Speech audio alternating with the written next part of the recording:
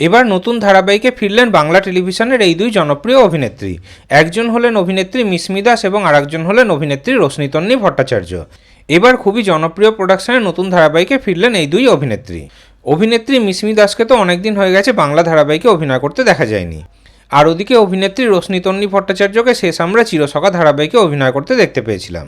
মিসমি দাসকে আমরা এখন হিন্দি ধারাবাহিকে অভিনয় করতে দেখতে পাই। এবার পরশুরাম ধারাবাহিকে এন্ট্রি নিলেন এই দুই জনপ্রিয় অভিনেত্রী, তবে বাংলা পরশুরামে নয়। স্টার প্লাসে শুরু হয়েছে পরশুরাম ধারাবাহিকের Hindi remake Mr and Mrs Parashuram. এবার স্টার প্লাসে সেই হিন্দি পরশুরাম ধারাবাহিকেই নন্দিনী চরিত্রে এন্ট্রি নিলেন অভিনেত্রী মিসমি দাস, আর শীতল চরিত্রে এন্ট্রি নিলেন অভিনেত্রী রশ্মিতন্নী ভট্টাচার্য। পরশুরাম ধারাবাহিকের হিন্দি রিমেক ইতিমধ্যেই স্টার প্লাসে শুরু হয়ে গেছে। রাত 8:30টার সময় সম্প্রচার হচ্ছে ধারাবাহিকটি। তাহলে পরশুরাম ধারাবাহিকের হিন্দি রিমেকও কি আপনারা দেখছেন? এই বিষয়ে আপনাদের কি মতামত কমেন্টে অবশ্যই জানাবেন।